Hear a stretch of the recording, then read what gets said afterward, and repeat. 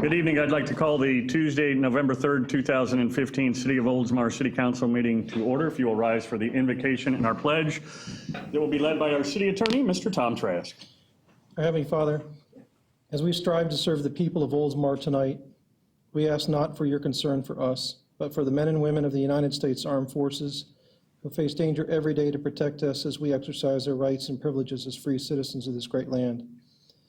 We ask that you protect them and give comfort to their loved ones, make their absence from home and family short, aid them in their accomplishment of their tasks, and bring them back safely to their families as soon as their mission allows. This we pray. Amen. Amen. Amen. I pledge allegiance to the flag of the United States of America and to the republic for which it stands, one nation, under God, indivisible, with liberty and justice for all. Once again, welcome. Hard to believe we're already in November. Hope everybody had a safe Halloween and didn't eat much candy. Our first item on tonight's agenda is the Citizens Open Forum. We only have a couple of rules: that you keep it to no more than 5 minutes, that you state your name and address clearly for the record, and you are allowed to speak towards anything on the agenda. But if it is a public hearing, which I do not believe we have any, you can address it, but we would ask you to keep it to the item on the agenda. Having said that, anybody on this side of the room like to address the council? I normally start the other way. This side, Suda?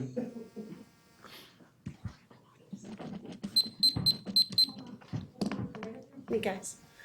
Suda Yantis Cologne. Come around, don't be scared. Come all over, come on. All of you by me. Also known as Miss Suda, 402 Arlington Avenue East, Oldsmar. I am the dance teacher for 18 years now with the City of Oldsmar, and they listen very well. They went from this side to the other. I have brought my dancers in because one thing we really wanted to share with everybody what we're doing with our group and this great turnout that we've had with dancers come in and join us this year. We have several boys dancing with us. Mr. Luke is here today. We have a great event coming up this Friday that we are really hoping council members will be able to join us for. This Friday at 7 p.m. is the Oldsmar Talent Show. And our dancers are going to be performing, what are we dancing? Hair. So peace out. And if they are allowed to approach, they have some gifts. Each person gets one, so go up. Don't be scared. They won't bite. Go up. Go find somebody and hand them a flower, because we are spreading the joy and the love of hair and the musical and what we do with these kids. So Friday at 7 p.m. Very nice, Mayor Beavis. Very nice.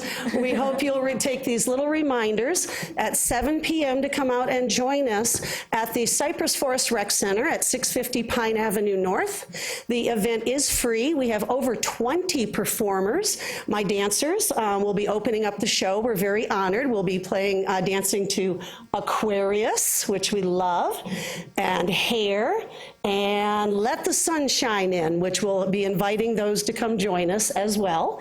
And we have a great production. We actually have 12 dancers and some parents joining us on stage as well.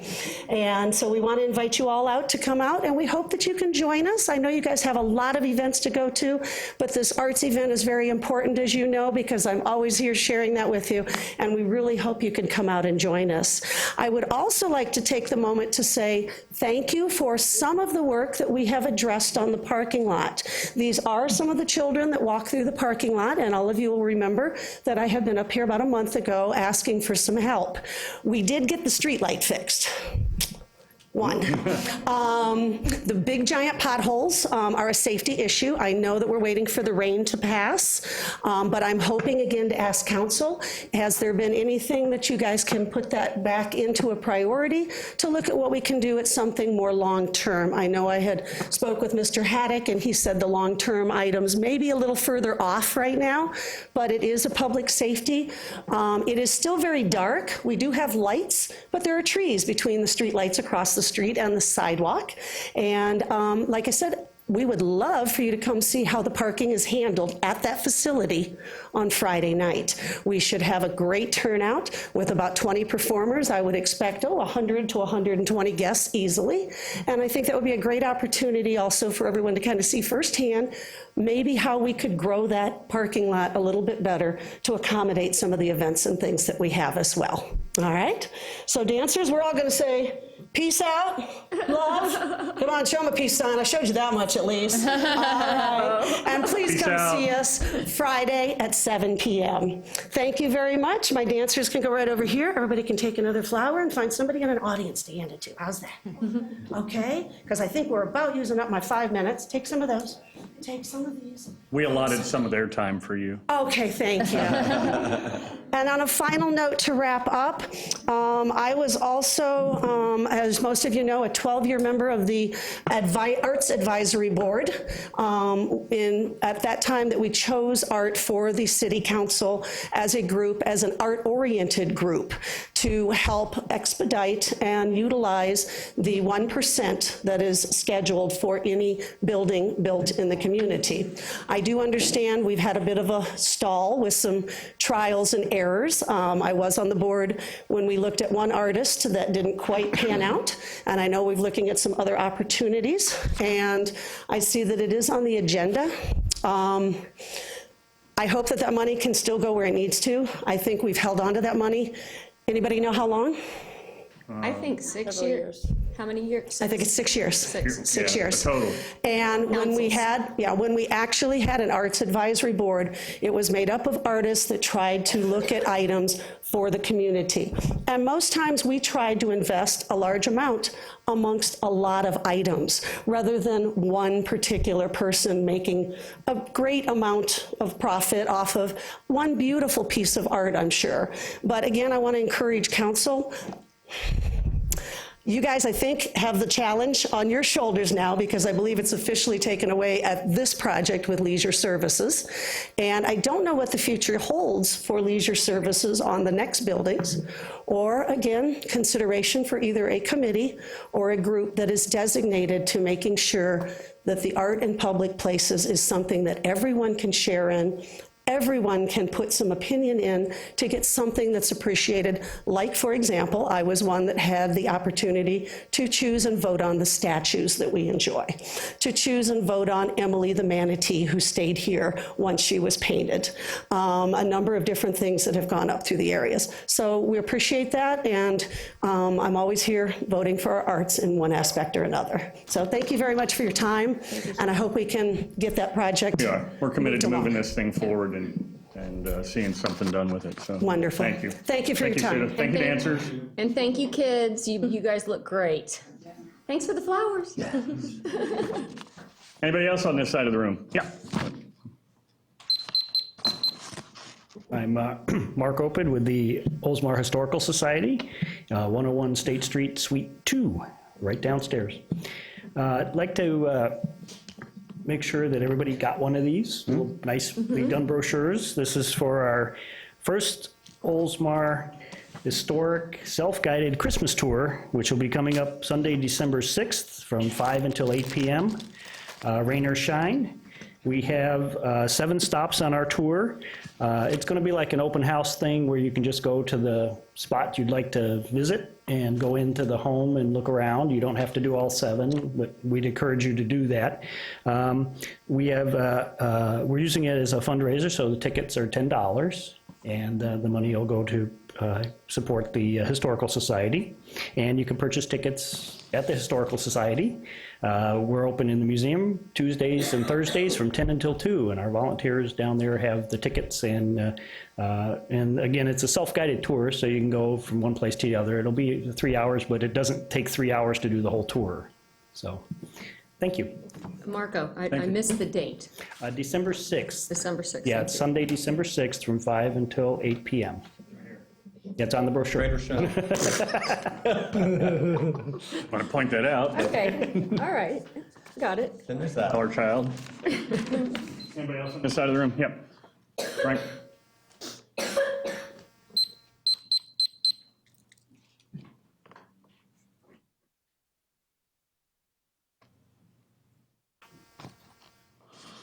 Frank Chicola, 598 Canal Way. I'm on the Veterans Committee or Veterans Advisory Board.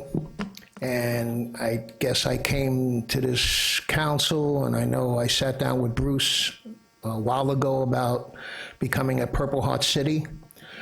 And we all came to an agreement, and we became a Purple Heart City. We had some coins that were made up. Now we have some real nice coins that were made up. They're all numbered, and I'd like to give each council member a coin. Awesome. Wow.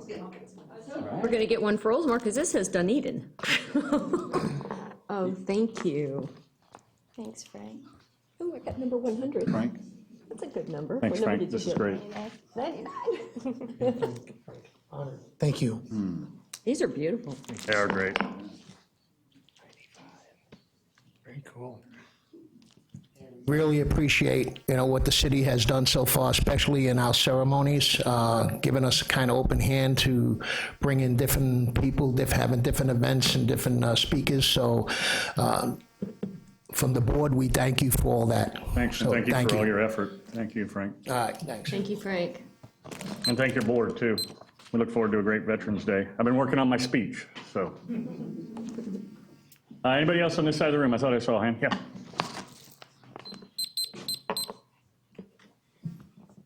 Gina Rogers, 411 Shore Drive East. Good evening. I just want to take a minute to keep the upcoming centennial fresh in everyone's mind. Our website is oldsmar100.com. You can find all the information about the upcoming Fifth Friday concert series, sponsorship opportunities, volunteer registration. All of that's out there on the website, so just go check it out. Thank you. Thank you. Thanks. Thank you. Anybody else? Anybody else in the room like to address the council? Yep.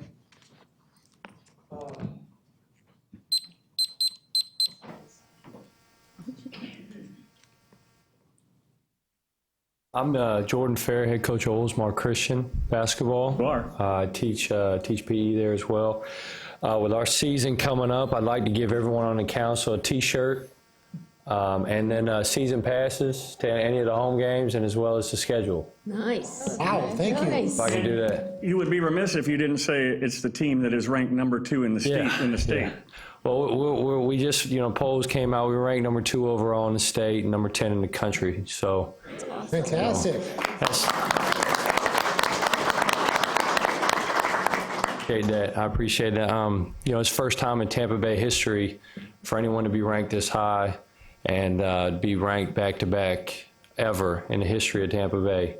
So it's a great honor. I really appreciate all your guys' support. We pray for you guys every day. So just want to give you guys these T-shirts, these passes. We open up next Friday. Hope to see you guys there sometime. Definitely try and As make well it. as everyone else that lives here in Oldsmar. You guys welcome to come out and watch us. Hopefully we're good. We're getting all kinds of good stuff tonight. Yeah. Thanks. Thank you. Well, and it's a testament to you and Congratulations. and to the school. I had the opportunity to go last year, and we also did a We Mean Business there, and the respect that your players show for the school, the teachers, and you as a coach is great. So, Skip me. thanks. Thank you. Perfect. Thank you. Okay, we'll just give these to the council members then. Okay, thank you. Thank you. Appreciate it. I'll see you there. Thank you. And then I had each of you guys make a T-shirt. I got your sizes beforehand. Oh, man. Make sure I got it right. Hey, we better do really good work tonight. The pressure's on. Yes, it's like, or they're gonna, Flowers, or they're we gonna got be asking for it coins. all back by the end of the meeting. The preseason classic, a tournament? Yeah, it was just a little Calvary Christian up the road playing Hudson High School, us, and then our JV team. Great. Thank you. Just something small, just to kick the season off. Mm-hmm. Sorry to take up so much time. Oh, you're fine. Oh, it's okay. Got a bunch of shirts. Man, you guys play a lot of games. Yes, we do.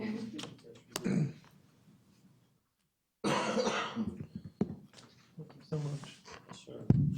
Lots of basketball. Looking forward to coming out. I played lots of basketball. Looking forward to coming out. Thank you. We've got two Thank you. kids committed to go to play University of Florida. And then That's great. one of them's going to University of South Florida. I saw that. That's great. Nice. What are the age ranges? It's 9th through 12th grade. Oh, okay.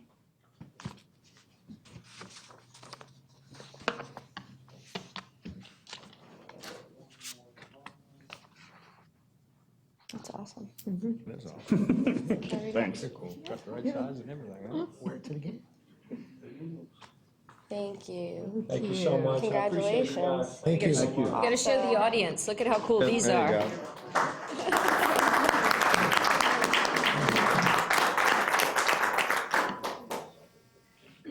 Oh, sorry.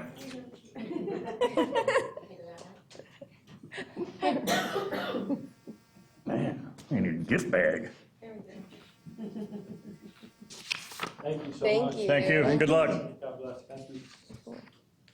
Anybody else in the room got gifts for us? We'll wait. Nobody else in the room, we'll close. Was there somebody else? I'm sorry. Yep. They just didn't have a gift. So they're like, well, I don't want to speak that bad. Hand up until Oh, you sorry. said that. Got it down real fast. I'm Sarah Looper. I live at 401 Westminster Boulevard in the Westminster Apartments.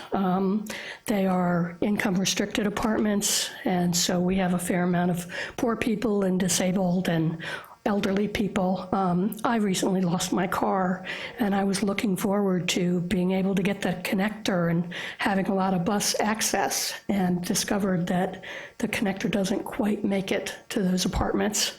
It's, I don't know, probably 3/4 of a mile away. I'm disabled. I can't walk that far. I know that getting the connector to all of the community would probably take a long time, but at least if y'all could consider getting it to the apartment complexes in the area, you could give a lot of people that don't have a lot of money and maybe disabled or elderly access to the world. Thank you. Thank you. I'm on the board. I'm on the board of the PSTA, and it's definitely something that is a concern to us, is the connector and the changes that are being made. So I'll definitely make sure that we bring that up, because we brought it up in other parts of the community that, you know, are in similar situations where people really depend on that transportation. There are other ways to get around, but the connector would really be helpful, and we'll see what we can do to get that up there. Yeah, I'm moving all my doctors over to the Medvan place, but as far as shopping centers and stuff like that. Can you give her my card so that she's got my contact information, and so we can reach out and make sure that we get the right information? I thought though if you were disabled, if you called, the connector dart. would come to your house. Yeah, it does have some restrictions. I just want to find out the exact address and see what we can do And on doesn't that. the Neighborly Care Network also pick There's people some- up and right. bring them to doctor's appointments? Yeah, there's So some- get the, But it only takes you to daycare facilities.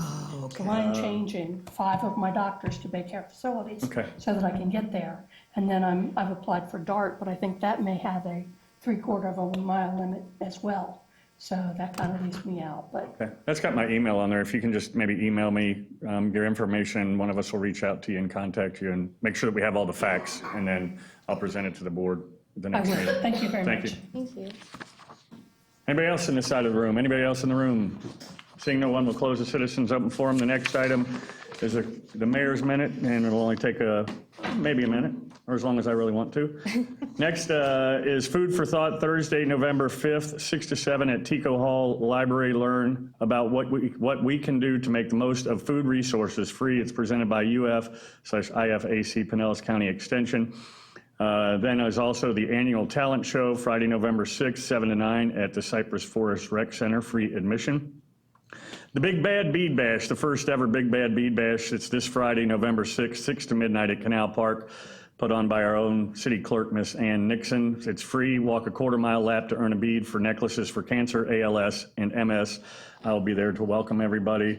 Also, to remind you, our Veterans Day ceremony is next Wednesday, 11/11/11 at Veterans Memorial Park. Roll call of the newly engraved veterans' name. They were being engraved, I think, today. Library book sale, Friday, November 13th, 10 to 2 at Tico Hall.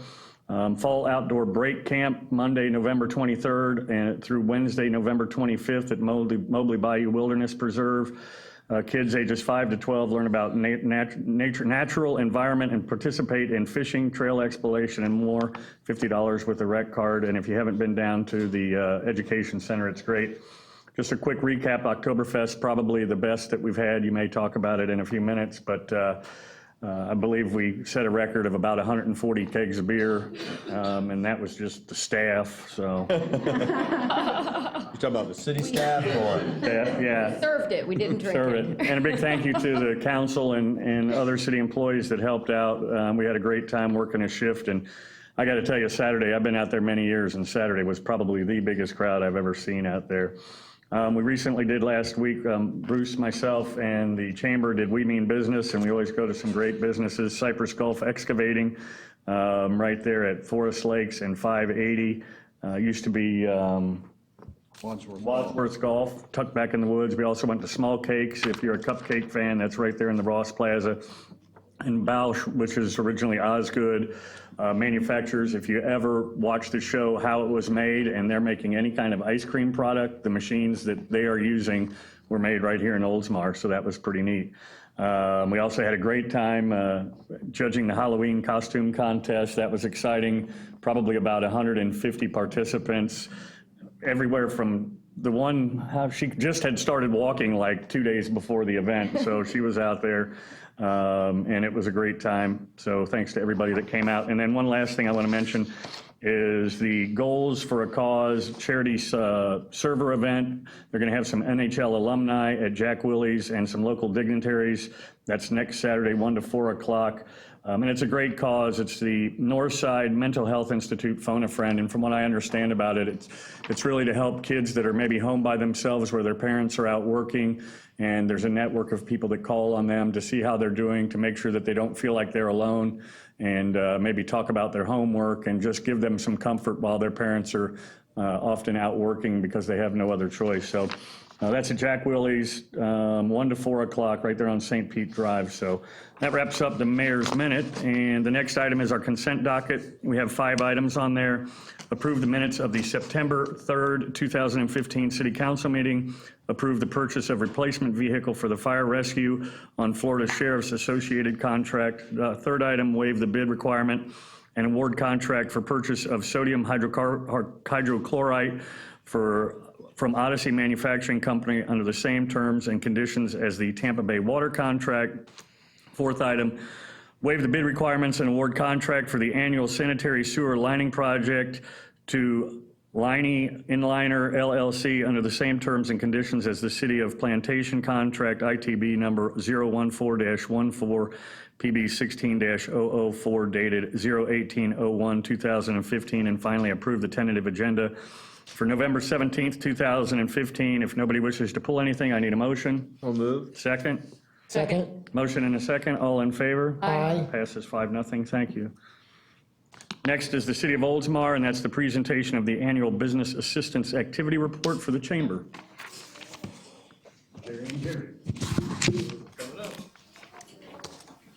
Thank you, Mayor. I'm Jerry Custon, Upper Tampa Bay Chamber of Commerce, 101 State Street West in Oldsmar.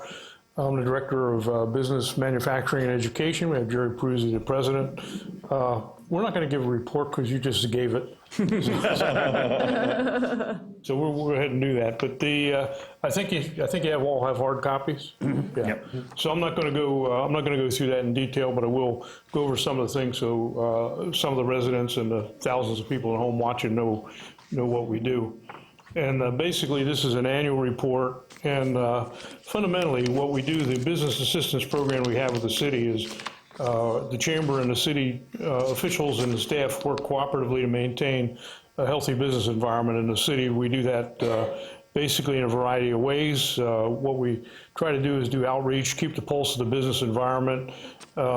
We provide basically advice, service, and other types of counseling to businesses as they come in.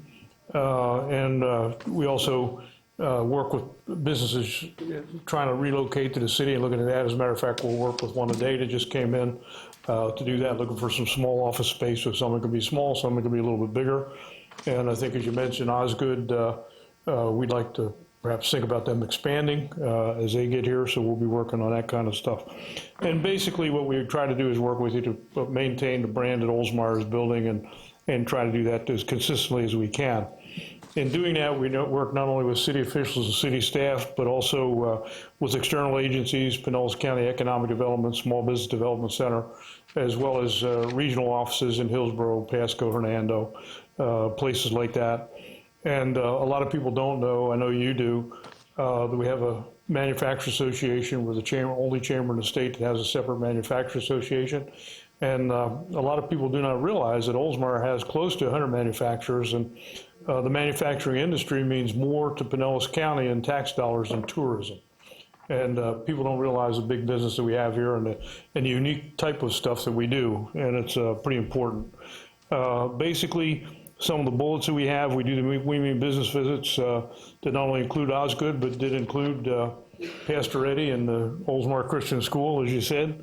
We do business of the quarter. We do the write-ups for that for you, as well as our business of the year, which we have coming up November 18th, I think it is, Jerry.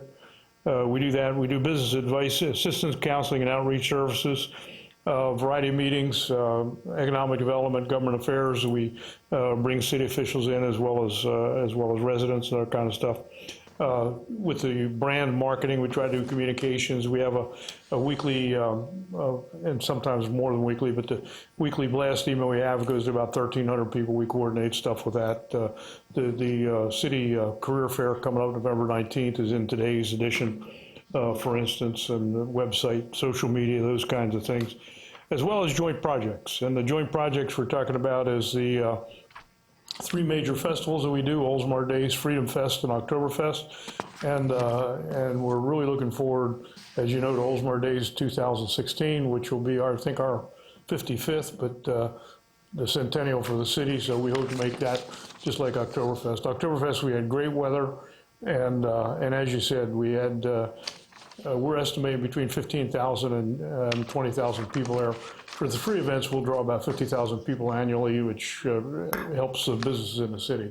But what we'd like to do with all the gifts you had right now is help you wash those down and give you some glasses. I tried to talk Jerry into doing a Stein holding contest, which we can still do if you'd like, but we'd like to give you these glasses. And just a couple of corrections. Osgood was brought under the Bosch umbrella back in May. So there you are now, Bosch and Osgood. And also, I think we sold only 139 kegs of beer. Oh, sorry. And somewhere Saturday afternoon, we lost another one. I think it was to the crew that was handling the bar back there. No idea what you're talking about.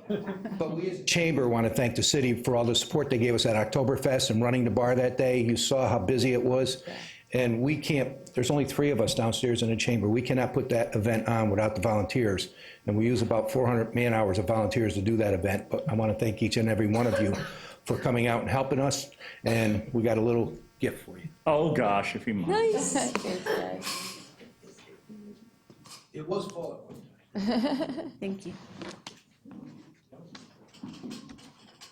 Thank you. Thank you, Jerry. Thank you. These presents. We've never gotten this many presents in one night. It's a little before. excessive now. Thank you, sir. People are gonna start checking our books. Yeah. And a couple specific things I'd like to mention. This report runs from September to October, so this is a little dated, which a lot of you know. October of last year, we had our 2nd annual manufacturers dinner.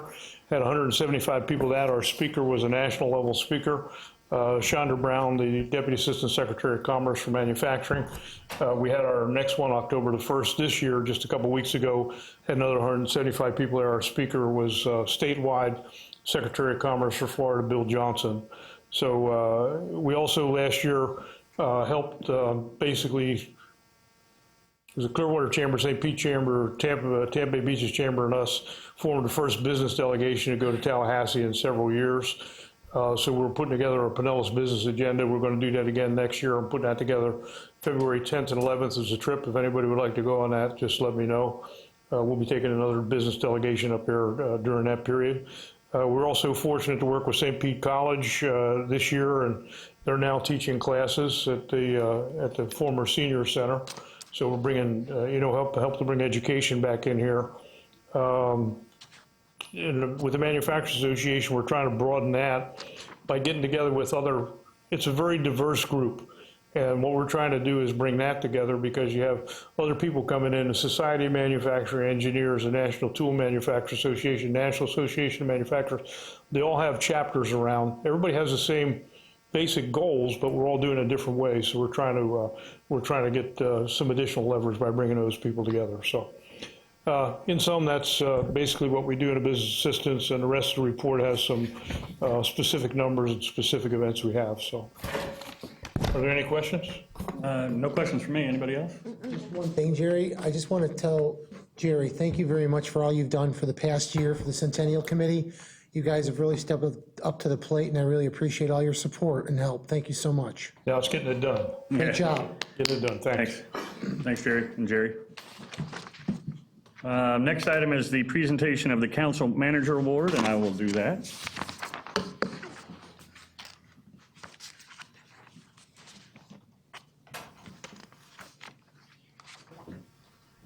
I can get Steve and Judy to come up. Gator. I don't think I've ever called you by your real name. I even forgot what it was.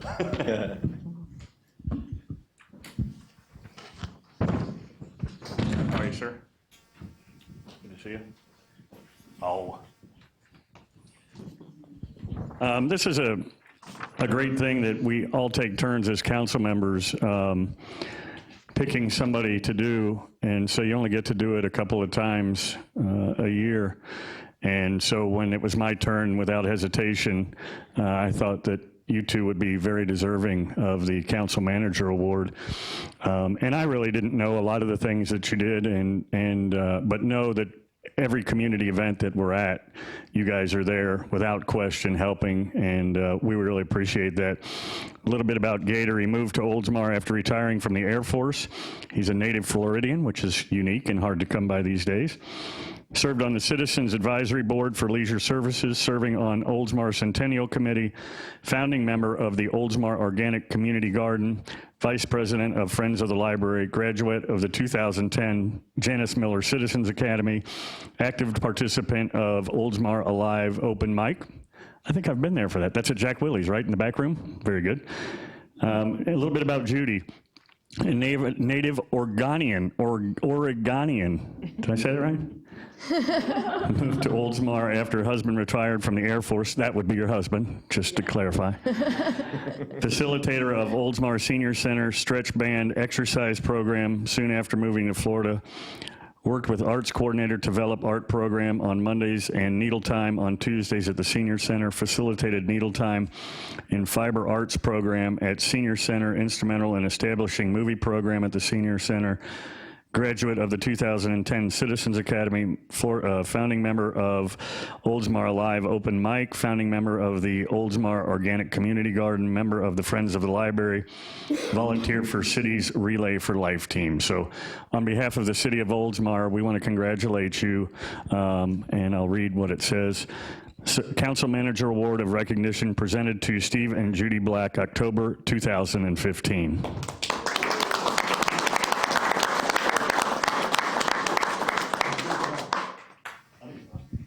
I just have to say, Oldsmar is an awful easy place to do this kind of stuff to, or for, or with.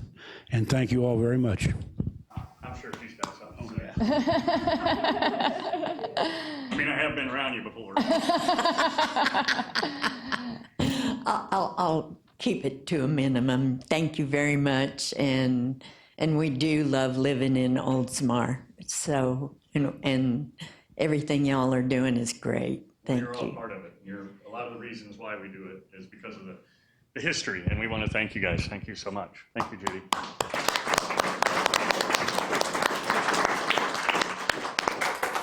Lovely lady in the middle.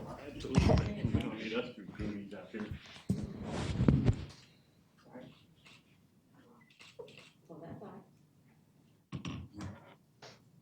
Use my Betty camera.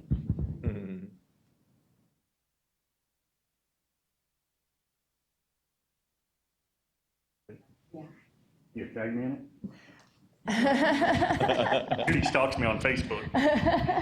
No, our daughter couldn't come and she wanted a picture, so. Well, thank you. Congratulations. Our next item, if we've got the video. Homer Brunson-Ward Schrecengost Award, and we've got a little video. And he's here.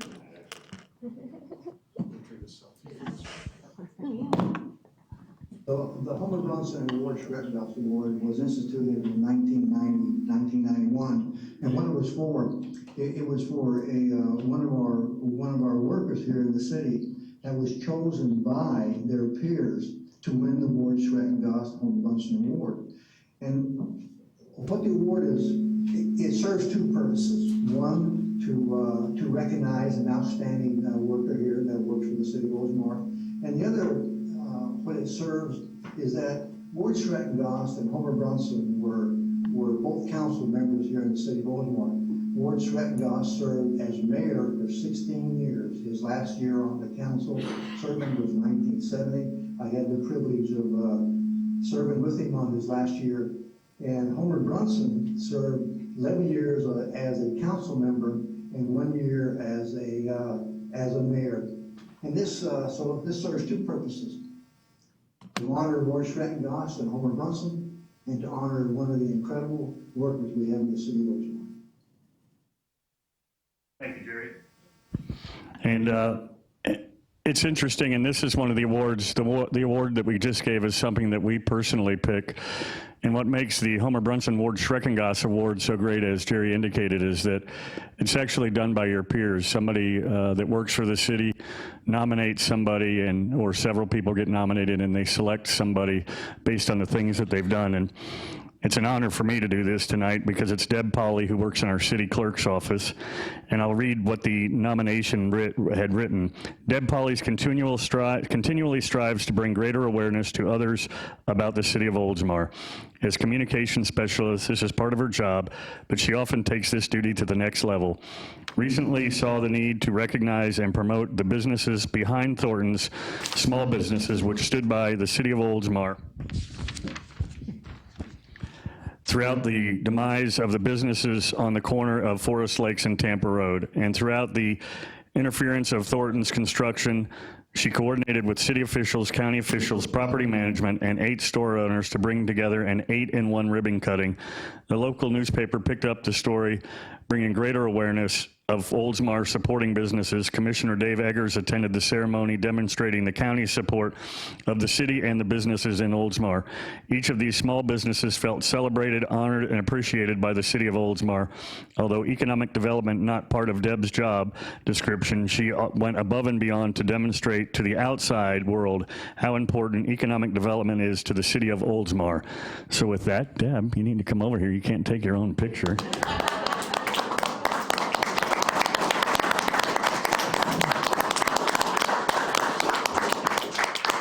It's the Homer Brunson Ward Schrecengost Governmental Award presented to Deb Polly for her outstanding service, dedication, and leadership to the outstanding city of Oldsmar 2015 third quarter. Thank you.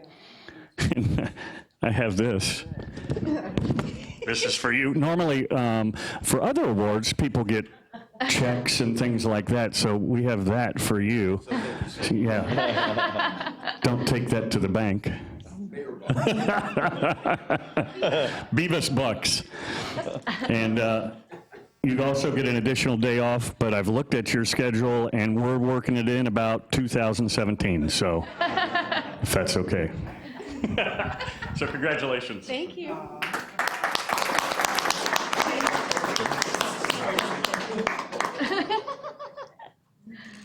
Thank you. I gotta do a selfie. Oh, a selfie? I expect it to be posted before the end of the meeting. No question.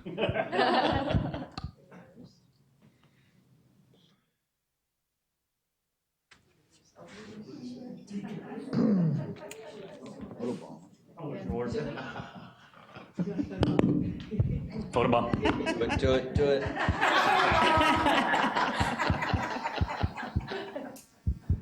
Awesome. Thank you.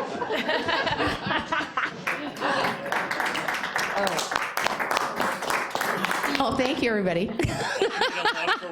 I know, that's unusual.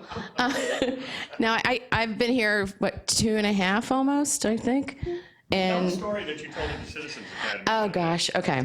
I'm an honored graduate of the class of 2013 Citizens Academy. Oh, by the way, that was my man, Rich, so. And I'm sitting there listening to the HR Admin Services presentation, and they start talking about the job opportunities, what a great place it is to work, and one of my classmates says, well, they're hiring a communications specialist. Isn't that you? And I'm like, no. So I automatically, I applied for the job, and 3 weeks later, I started working for the city, and it's been a whirlwind since then. I'm so blessed because with my job, I not only work with great people, but with the council, mayor, city manager, and the great department heads involved, as well as the chamber too, so. You know, and the press is awesome. So I'm very blessed and honored and humbled because I love how Jerry words the history behind that, and I honor and respect that. So thank you.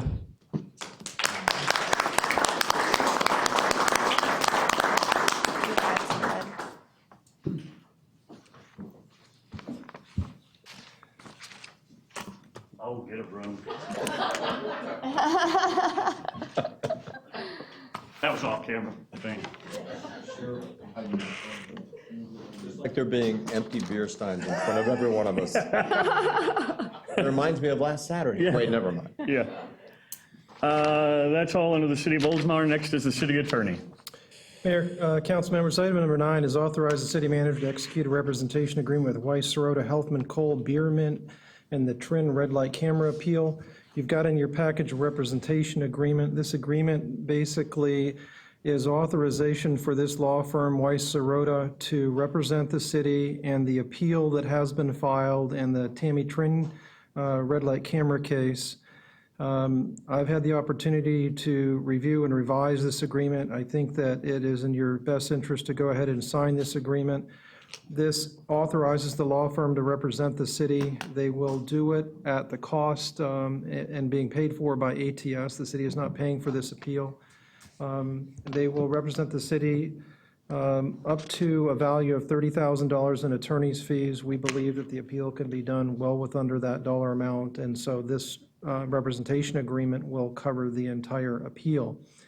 At least that's our belief. If in fact it gets to the $30,000 mark, ATS has the right to stop further payment, and at that point you can make a decision whether or not that you want to continue to pay the law firm to represent the city in the appeal, or actually dismiss the appeal if that's what you would like to do. This is a very, very important case. It is a case that is being watched statewide, as the other red light camera cases are being watched statewide. And this is a very good case for, I think, the city to prevail on, but we need to do the appeal. So we're asking for your authorization to let Mr. Haddock sign the representation agreement so that we can continue on with that appeal. Any questions from the attorney? Do we need a motion to discuss? Yeah, I'll take a motion. So moved. Second? Second. Discussion? Yeah, I mean, I had some concerns because, I mean, we don't support the program anymore, so I felt like if we support an appeal, it shows that we're supporting the program. I felt like, I mean, just from what I had heard before, that I didn't think it was necessary for us to support ATS or the appeal, but I wanted to get your feedback there, Tom, if we didn't support it. I mean, if they win the appeal, how does that help us if we're no longer planning on participating in the red light camera program?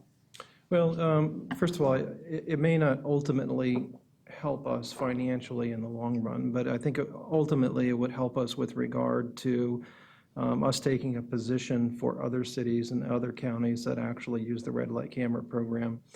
And it is something that the Attorney General has been involved in and supports. And so, you know, we think that it's beneficial to do it, whether or not it's going to, you know, put you in a position that you're actually going to gain something financially out of it. I would think that given our current situation with ATS. ATS, thank you. that it might create some leverage for us a little bit. And the fact that we're going to go to arbitration on our agreement, we're stepping up. You know, there, to some extent, I don't know where the arbitration is set to occur, but at some point, I think it makes, if you walk into arbitration, when you walk into arbitration and suddenly the person on the other side is doing something for you that's pretty significant to your business, you have a great tendency to cave because there's a much bigger upside. You know, it kind of sits out there because I think if everything's completely terminated, I don't know where that puts us in terms of having a legal right, if it has any impact on that.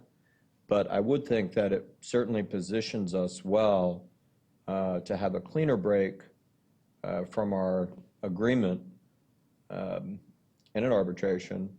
But couldn't it go the opposite way? I mean, they're willing to spend up to $30,000. So let's say that happens, we go to arbitration, and they are already not being cooperative because they're saying we owe them such and such money. Now they're going to say, well, we already just put up another $30,000.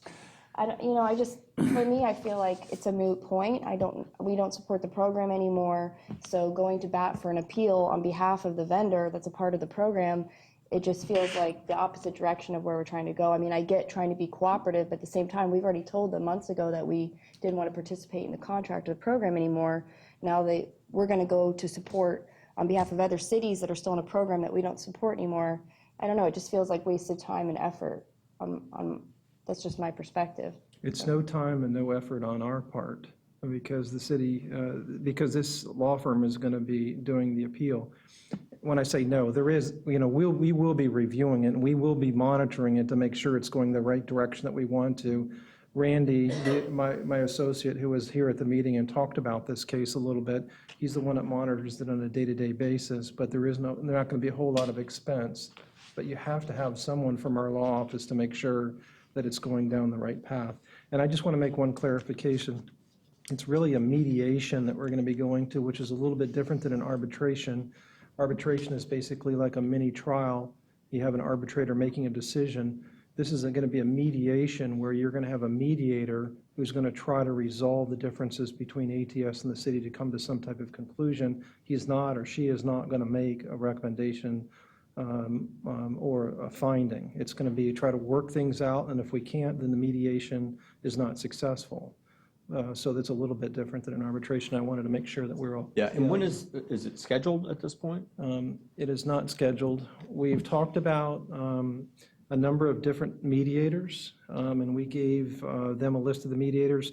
We think that we've got it narrowed down to one that we're both in agreement with. And so it's just a matter of coordinating that on his calendar. He's a very, very busy mediator because of his qualifications and certifications and so forth.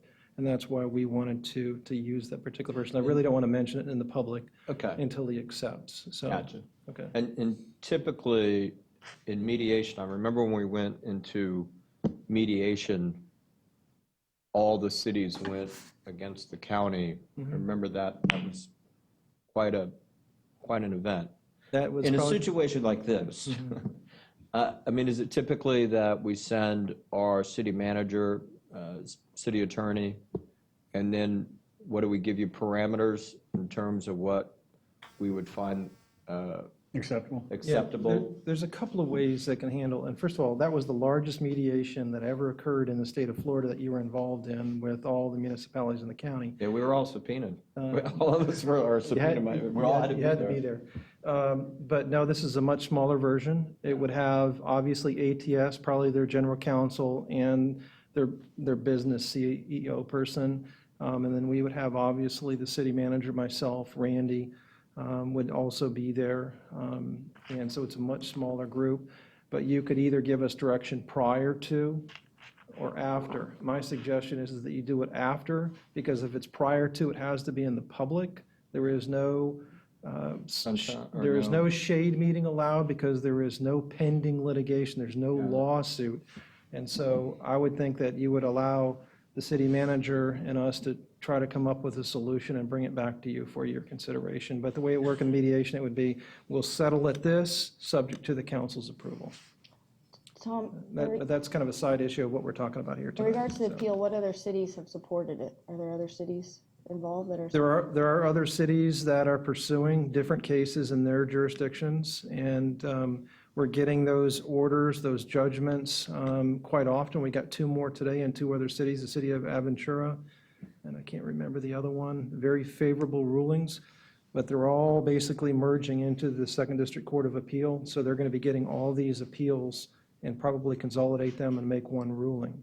And so, but when our case was presented, Randy did a hell of a job, and it was very, very well presented. And when Judge Overton entered the order, he basically was very straightforward, saying the city did this, the city proved this, the city proved this, but it doesn't really matter because of this other case out of South Florida. Right. Otherwise, he would have ruled in the city's favor. Yeah. And so we've got a very good record, we've got a very good order, and that's why ATS is so so happy about it and wanting to move it forward, and frankly, wanting to pay $30,000 to represent the city. So how does it hurt the city, though, if we don't move forward? Because there are going to be some expenses incurred for us, for, you know, your firm to review it and to make sure it's going the direction we want. I mean, how does it hurt us? And I don't mean financially, just in general. How does it hurt us if we decide not to participate and support the appeal? It doesn't hurt us financially at all, except for, you know, if you're thinking about the leverage that that Eric is mentioning that you may have at the mediation. But that may or may not occur. That may help us or hurt us. What's that? I mean, we don't know that really is going to be leverage, because in the day I they may would say say. this, which is the reason I brought it up earlier, and the question of how does that work from a counsel's, I mean, I've been to mediation before, business-wise, and so generally the decision makers are there and they can make a decision on the spot, and that's why I asked that question, because I would say that part of anything less than us being released, the repercussions would be as a motion to discontinue. That would be I would come with a motion to discontinue us supporting the appeal. And so, you know, that's for public record right there. I mean, so I don't know. I think it does create a lot of leverage. I also think that there is some value in us, you know, the whole appeal process, to me at least in this, it's not necessarily if you support red light cameras. I think it's more about, do you support the rights for the cities to be able to do such type of oversight? It's a public safety issue. I don't think it's right for us, but I think that could change in future councils. And so I don't know. I think it's kind of a home rule type issue for me. Tom, you mentioned that you feel that we won't spend the $30,000. You feel that we're going to get it solved before that. Can you tell me what's going to happen if we do spend the $30,000? Then what? Then ATS is going to make a decision whether or not that they want to pay more than that. And if they decide not to, then you have the option to continue on with the appeal, or you have the option to dismiss the appeal. If you dismiss it, the appeal is done. So, you know, we've done appeals before. They don't get anywhere close to $30,000. But we don't know what type of effort that this law firm is going to put in, and it may be an all-out war, and they're willing to pull every little thing that they can, and I don't mean in a bad way, I mean in a good way, all the legal research and so forth to do the briefs and the reply briefs and oral argument. But I don't think it's going to hit this number. I really don't. I personally. ATS is paying it, not us. And ATS Yeah, but is we're paying still it. incurring firm expenses to review it. We don't know how much that might be and how long this might go on, and this may go on way longer than the mediation. Which I hope. I mean, I agree with you. I hope it on- does. I hope it does. I hope we end Because up then in we're still in the mediation play, before, we're because still in then the we're same box. play. Yeah, we're still in the And same so, box. you know, I mean, I respect what you're saying. I get what you're saying. I do think there's a little bit of home rule involved, and you know, maintaining those local rights. But Right, I think that you have all made good points, and I just want to add that I think that, first of all, I give a lot of credence to a recommendation from our city attorney who's been through things like this, And second of all, we signed a contract with ATS, so we're part of this. I think it would show good faith for us to go to this, it's not going to cost us that much. It's going to cost us some legal fees. But I think it would show good faith because we both sat down at a table and signed a contract in good faith. But it's in addition to the fees that they're saying we already owe them. So you know what I mean? At the end of the day, they're saying we owe them $170,000. Well, on top of our legal, it could end up being we're spending more on this program that we want to terminate. I don't know. But we're going to spend more legal fees on it either way. That's right? true. Because we're going, it might be a real inexpensive solution that they're in effect paying for. They're setting it up. But it's time, things of that nature. For me personally, I feel like I don't want to spend any more time on it. Ready to start mediation and remove ourselves from the program. Yeah. And if there's no other, there's no other local cities in this area that are supporting these types of appeals or in these types of appeals. The closest one to us is Lakeland. Okay. And aren't they all a little bit different, Tom, in the appeals and the grounds and the structure of the appeal? And, as you said, the judge indicated that ours was very strong and had that other case not been ruled on ahead of him with probably a different set of parameters that, he probably would have found in our favor, which is encouraging. But isn't that other case going to affect the appeal also, Tom? The one in Hollywood? Well, that's the question. You've got one down in South Florida, and then you're going to have probably a opposite decision in the Second District Court of Appeal where it's going to, I believe that we're going to prevail. Now you've got two different districts, and now it's going to probably go up to the Florida Supreme Court to make a decision because you've got competing legal positions and opinions. But as for your question, Mayor, as to are they different, every city is a little bit different because we negotiated these contracts a little bit different. The BRQs, were a little bit different. And in the Lakeland case that the city manager just referenced, that order that just came out in the Lakeland case, the judge basically said the ATS had no control whatsoever in the process, and therefore the Hollywood Aram case down in South Florida doesn't have anything to do with it. So I am finding in favor of the city of Lakeland. So they're all of them are a little bit different. And I think that's one of the things that we found when we were entering into this agreement with ATS through, the experience of others in their contracts was that our contract was written a lot different than a lot of these other municipalities who found themselves on the hook for a lot of this money. They didn't have the clauses that we had in our contract that basically if, it's found unjust or unenforceable, that we're not, on the hook for that, or if we get to the end and, we're upside down in it, that we're not responsible. That a lot of these other municipalities, as I understand it, didn't have any of that and didn't have the review process that we set forth for ATS to do.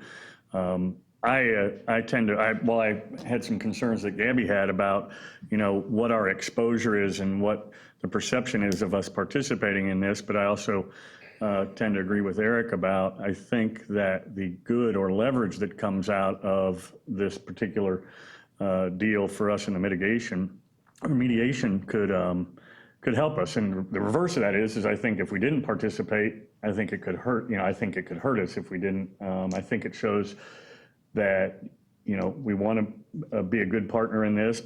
And we all know, and ATS knows this, that the agreement that we entered into with them originally and where we are when we, decided to terminate it are two completely different programs. And we're not getting out of it for the reasons that a lot of people, like the article that you sent us today or yesterday or whatever it was, that just says, hey, we're not making any money. That's not the case. The case is that it physically changed how we enforce it and how it's run and how it's managed. About it making money, we weren't really concerned about that per se because we weren't going to be on the hook for it like a lot of these other municipalities are going to continue to have the meter running. So I like the fact that maybe we participate. It doesn't cost us. It will cost us some of your time, but if they're willing to spend $30,000, I can't imagine that ours is going to be. Livelihood is at stake Sure, here. This sure is it their is. entire business. Mr. Mayor, I'd be curious what our city manager thinks about it.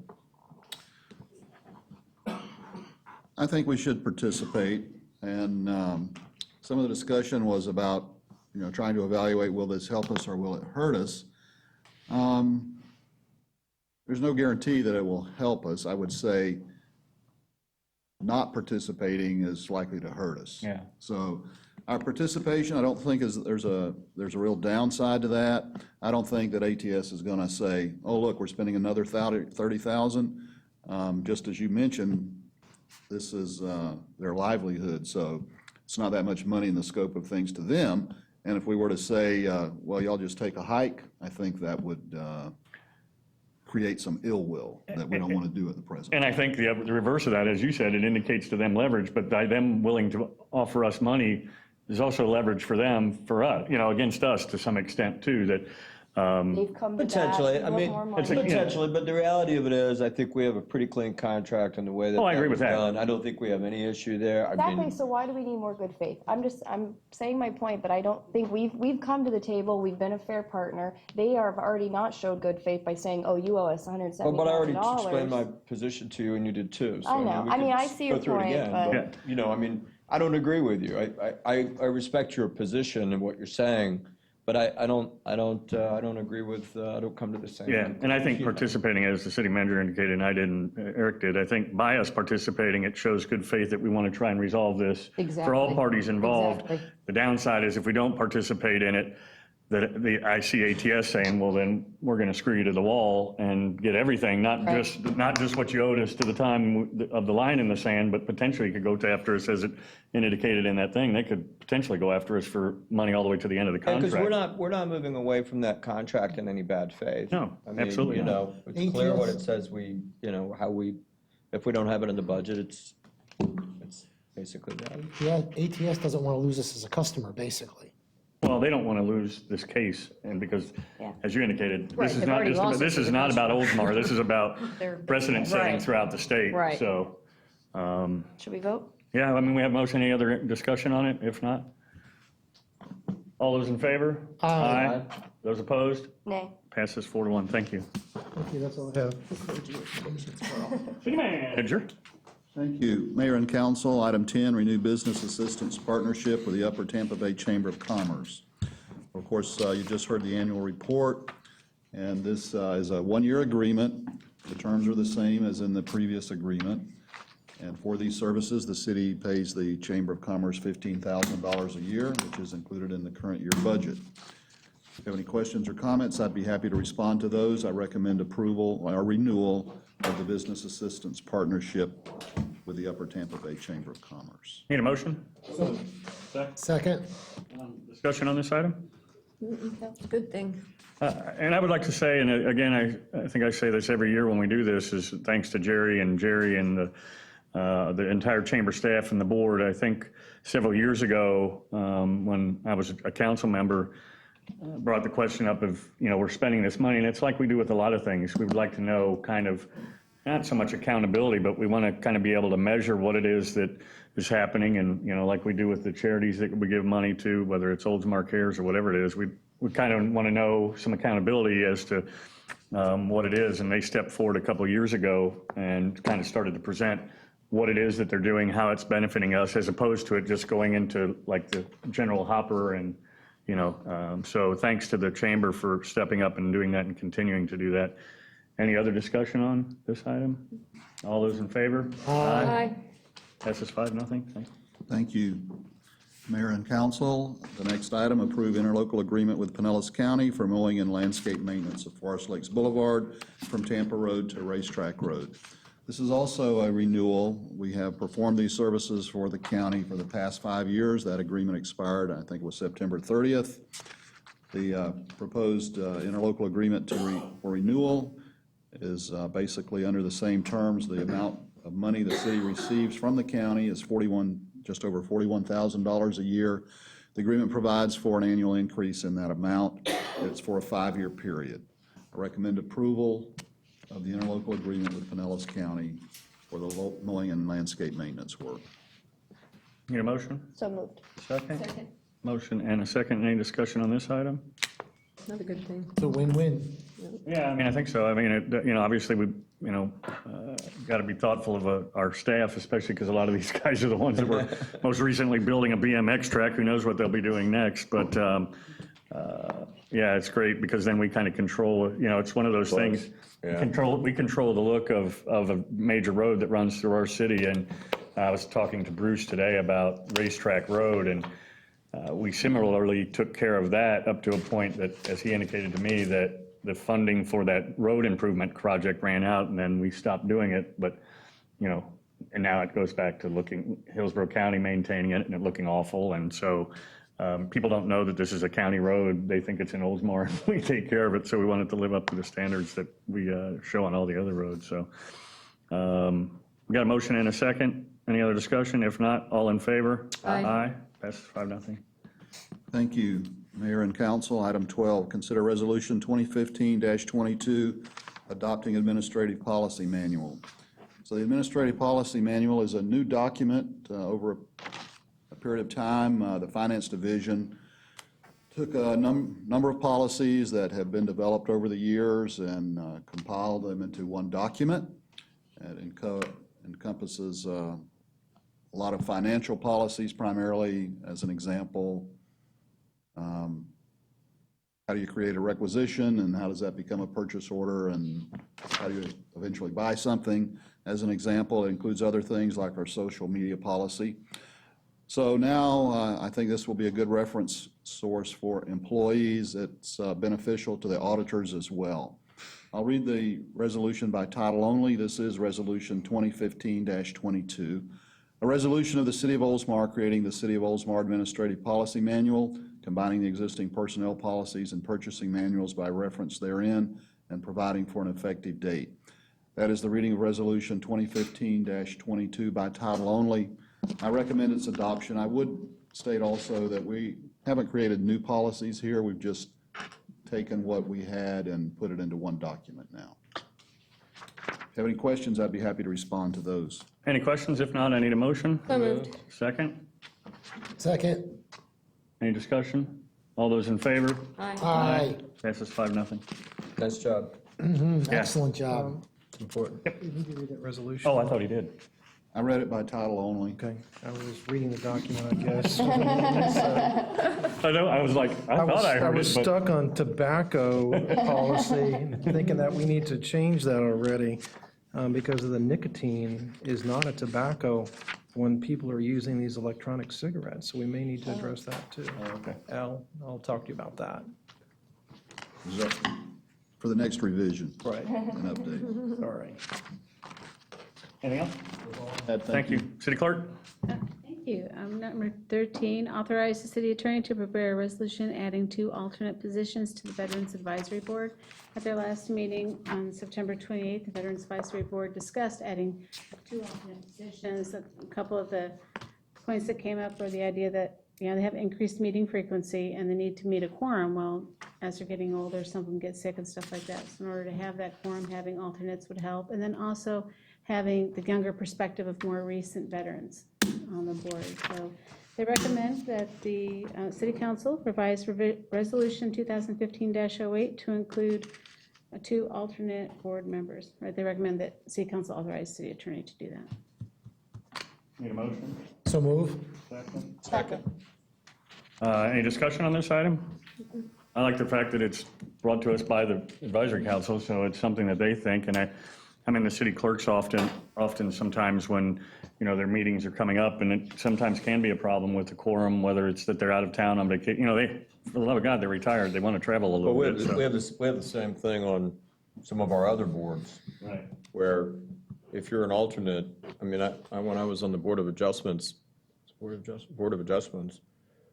during, as an alternate, during the summer months, I sat as a voting member on pretty much every meeting. Yeah.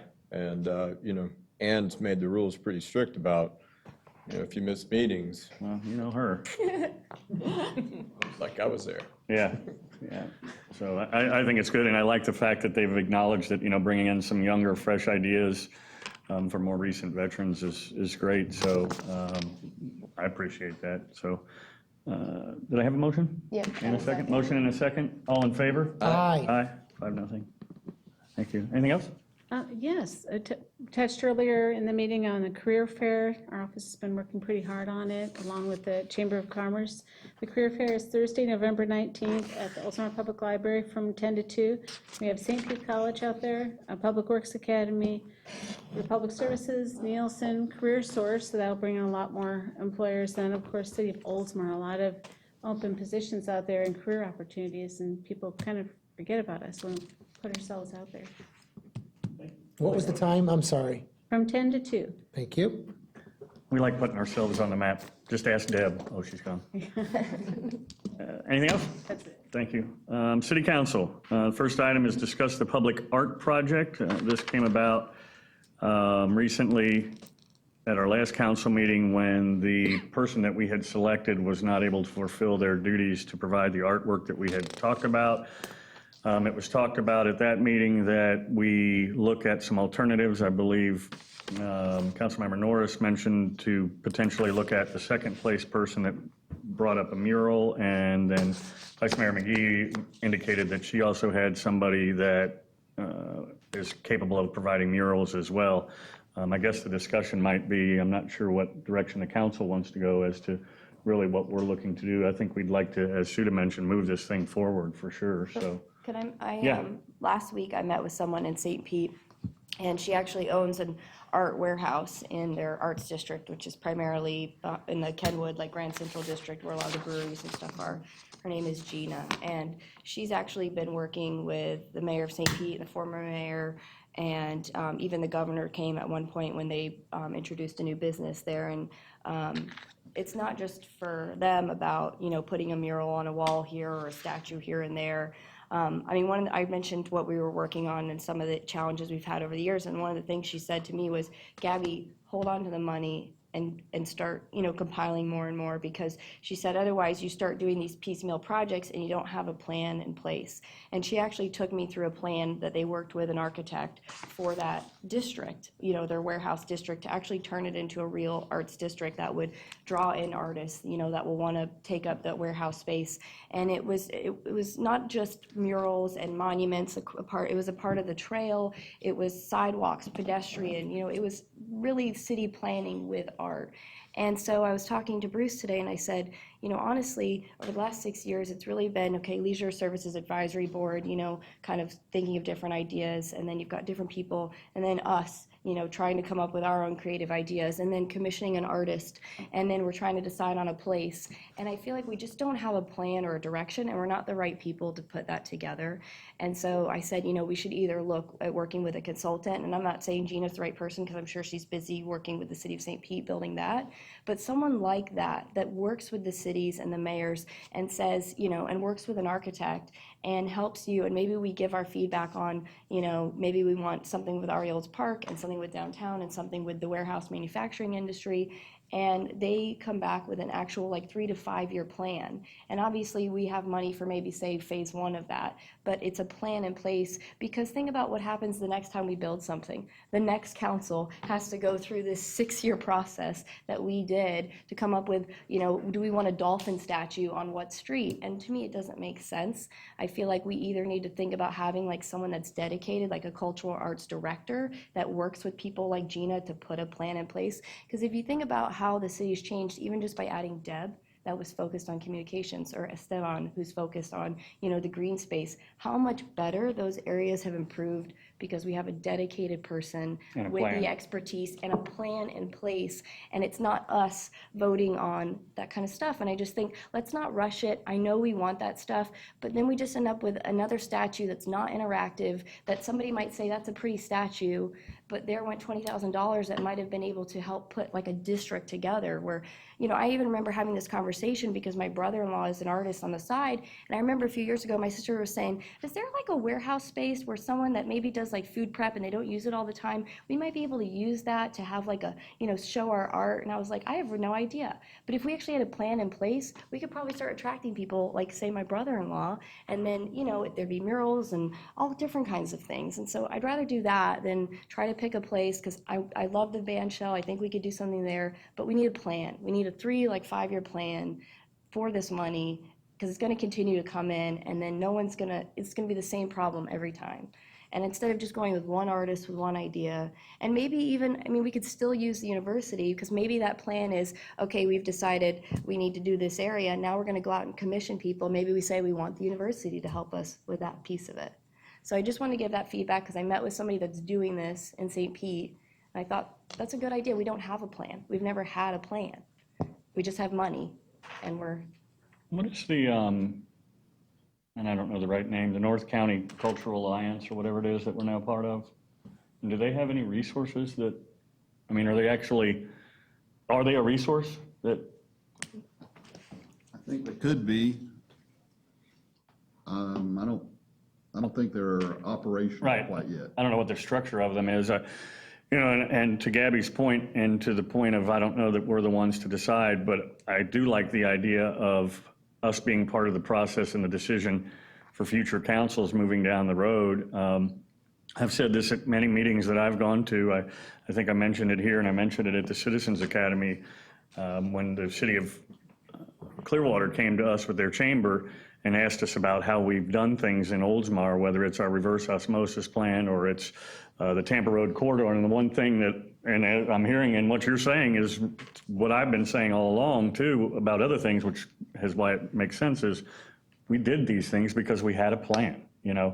We had a plan for Tampa Road corridor. We thought about it, we planned it out, and I don't know that this is any different. I think the city of Dunedin is, what is it, on Douglas? No, what is it on? What's that street that they're developing, right there by the brewery? But they're developing, I can't think of that side street. Douglas? Is it Douglas? That's what I said, but I wasn't sure if I was right. But that they're developing a kind of a cultural thing. I think at one point we would have liked the Galleria area to be that, but I don't know that it is. But they've improved the streets, the sidewalks, the parking. I mean, I feel like it's a whole plan, because yeah, we could put a mural, but if it's not in an easy accessible place or there's nothing else but that mural, no one's gonna, you know what I mean? Like, I think if we maybe look at getting an intern or someone to help us work with other people like the Alliance or Gina, and then an architect to build a plan, we could still be involved in the feedback. Because, I mean, when I met with her, I was thinking, God, I didn't even think about the manufacturing side, but eventually we want to have a pedestrian overpass over there. It'd be a good idea to have some type of art and make that more of an artistic area too. But we're just pulling it out of our head. Like, we need a plan and we need a person with expertise. Well, I'd like to chime in too, Yeah, go when I ahead. can. Yeah. I think that's a great idea for future projects. We have, it has been 6 years, it has been 4 terms of the council, it has been the leisure, the Arts and Leisure Board trying, and then us doing this with USF. I would like to see this move forward so that we can have some art. Tampa's got it, St. Pete's got it, Ybor City has it. Most of the towns in Pinellas County and Hillsborough County already have projects. I agree. I think we need a council. I think we need somebody that's going to be in charge. I think we need to, to be able to have more projects in the future. But I don't think that we should kick this can down the road again. I'm not usually nervous, but I'm nervous right now because this means a lot. Let me finish. I've gotten numerous calls, numerous emails. A lot of people want this to move forward. A lot of people are tired of this taking this long. There'll be more money. We can get a council, but if we just now go into the planning department of having some kind of council so we could have more interactive art, who knows when it's going to happen? Who knows? I tend to agree with Linda, like, let's finish what we started on this. But without a plan. That's the reason it's taken 6 years to spend $40,000 on art. Wait, though. I don't disagree with what you're saying. I don't think this is, the pure impetus of that project and that concept have to be the same. I mean, we started this, we went through it, number 1 didn't work out, it's natural to go to number 2. Let's finish that. But I agree 100% with what you're saying. I don't think that this in itself, I don't know, to some extent, it's like a good faith payment to those who've worked hard to try to get us to do something, and it's lingered for years, and they saw us go through this process, and now we're gonna, say, well, wait a minute, we're wrong, we should have done it this way instead, just because the one guy happened to not be able to do the project, because we made a decision on it, Right, really. and another So let's point. finish that, but let's make it a priority to, like, build a plan that's more methodical. Maybe it's even a process that says, okay, moving forward, it has to be part of a strategic plan, a 3-year strategic plan. It should incorporate a multitude of things that probably, us alone, I think staff and also some experts in that area could contribute to the types of things, along with what you were saying with the friend that you have, of the things we should think about and incorporate. And get the public more involved. But Get you the know what they're public gonna- more involved so that they can have more that's what I'm hearing. I've been hearing it for 2 weeks. We really do want this to move forward. We don't want to wait any longer. This is ridiculous at this point. And one other point is one of the students is still following through. So we still have a USF Oldsmar alliance with the school, still are the first municipality to have that alliance. So by giving the other student an opportunity just to present some ideas for some murals for the band shell or wherever you guys, choose to have her do it, we would be continuing that. Now, the mayor made a very good point last time. He said he feels that we did fulfill that with USF. But I don't see any harm, and since we're going forward with Anthony's project on the pier, to give Lakima a chance to present some ideas to us based on feedback from y'all or feedback from anybody. That your idea was great. First of all, 100 years of Oldsmar. That was a great idea. And to have it done by the centennial. Let's get some art in Oldsmar. First of all, it stinks that the girl fell through. But I totally agree that we need to get something done for the centennial. I'm not sure if I like the idea of putting that mural on that brick wall. We were there Friday night for the Children's Halloween Festival, and I looked at that wall. It's kind of a brick, and I'm not thinking, do we really want to put a mural on that? I'm not sure. Well, we'd skim coat it to make it smooth. Or are you But talking I about definitely not there at all? feel that we need to move forward. I agree with Linda and Eric. We got to get something done. You know what, though? I felt the same way about downtown. It was painful to turn down the last bid for our downtown development. I mean, painful. And I was telling Bruce, I said, I was actually in this meeting, sitting in the audience when Jim was mayor, when the presentation for the Beamworks building with dolphins and mullets and everything was being presented. And Jim was like, we can't move forward this. We can't spend $42,000 on this.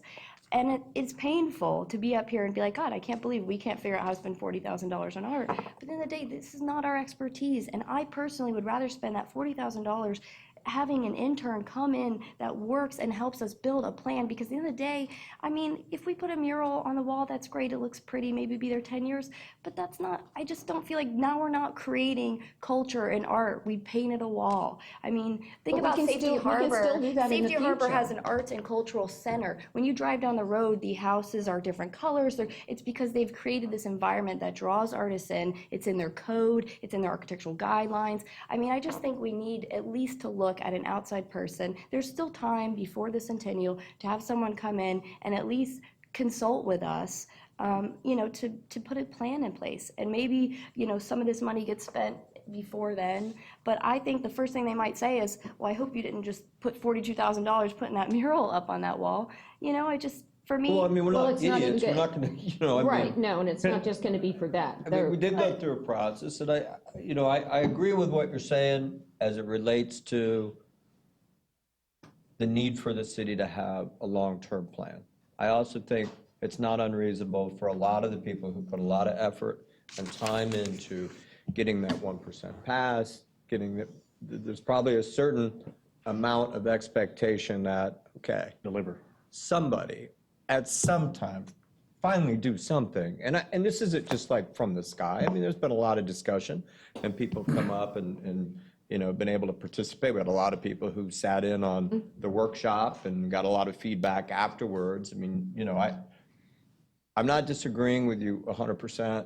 I just think that the two are two different issues. I was going to say, and both priorities. Can I break this into two separate pieces that we can talk about or need to make a decision on? Are we all in agreement that we need to develop some kind of a plan, how we do that? And I would rely on Bruce as to structurally how we might do that, about a plan. person. Well, and I'm not sure what that is, but are we in agreement that we need some kind of a short to long-term plan that anything that in the future gets done, which is great for next councils, that Right. then that needs to fall, whatever they do, it needs to fall within this, And that could be something that we could also work with USF with. The interns could come from USF. or this cultural alliance. I'm that not we just have. talking about the Or the 1%. culture. I'm talking about, Oh, I mean, I even like Suda has been wanting like culture and arts Sure. in the city. I mean, even from when you guys wanted to build the Cultural Arts Center down at the end, on Shore Drive, years and years ago. Sure. And we've never had a plan or a person dedicated to it. So for me, I think that is priority So- number one. So I are, think that's part of it. I think mean, it's priority that's number absolutely two. I part think of it. priority number one is to get this project rolling. I understand that, but let me just first make sure that we're in a consensus, and then we'll figure out what to do with that. Are we in a consensus that we need to come up with some kind of a plan, whether it's the 1% or it's even a bigger thing that incorporates the 1%, so when we have the money, we know where it's going? I mean, is that what we're For I'm hearing future, from for everybody- future from the projects, yes, council? I agree. Yes. For Okay, future and then projects, how- yes. And then we'll have to figure out a way to move that forward, or would we maybe make that a council priority or bring it up at the workshop in next year and see if it is in fact a council priority, because it could be a new council. What are your thoughts on that Well, I'm part of pretty this confident we discussion? could have something, it could be part of the next budget, which is in October, so that's almost a year away. You might want to work, Right. give it a higher priority than Sure. that. So, it might be something we address when we do the March budget review. And I think it's going to take a person or, either an intern or part-time employee or something like that. And we did, those of you who've been around long enough, we had an employee who was an arts coordinator years ago, and that was one of the positions that went by the wayside during the Great Recession. But I think it's probably time to bring it back, either as an intern or part-time employee or however, so. Okay. Can I make a motion, or are you? Well, I just want to make sure, and is everybody kind of in agreement? I think that's the direction we need to go with that part of For this the future discussion. projects, yes. That's why I wanted to separate them, and I don't know if that's something that staff recommends or how you guys proceed, or you decide that. I think I pretty much figured it out from the discussion. Okay, so you've got it, so good. So that kind of decision has been made. Now the question is, what are the thoughts on the money that we have now? As Linda has indicated that she would like to see us proceed with the mural. I think Eric has indicated that. The one thing I don't want to do, and I'm not a huge, I made this at the last meeting, I'm not a huge fan of murals for various reasons, but if we were going to have one, I think that's probably one of the better places to put a mural if it's doable. And I think maybe we allow this person, this is my personal thought, to do this. But the one thing I don't want to do is settle for something for the sake of making a decision. And I'll give you a case in point. Which we won't. I understand, but let me just finish my thought is, again, I keep hearing this 6 to 8 year thing, and I'm prepared to make a decision, and I'm not afraid of that, but I don't want to make a decision just because we feel the pressure. We've been doing this, and I'll tell you the case in point. It's the $1 million rock in Cincinnati at Fountain Square that was another one of these art projects that I think the council, or at the time, felt pressured to do something, and they spent $1 million for this big square rock that people stand under. That's insane. And, and lawyers stand under it, to get out of the rain. And it's one of those things that haunted the city because I think they felt pressure to do it. And that's what I don't want to do, but I think we've got an idea that we can at least move forward from a design standpoint as we did before. And now we've got an idea, we've got a theme, Right, we've got an idea, and we've got a theme. And I Give her don't the think chance to show us have her do 3 schemes, have her do 3 different murals, and let us look at them, let us vote on them. If we don't like any of them, then I agree with you guys. We're not going to just throw this money away. Sure. Can she come to the next meeting? We'll figure out how logistically we do it. We just let her know that we would like to do. We just need to know the parameters, the size, and what the theme. So that's the motion I'd like to make, is that we allow her to do that. Okay, and do we agree on a theme tonight? Is everybody in favor of the centennial theme for that? I mean, The I don't 100 want years to of Oldsmar. I'm sorry.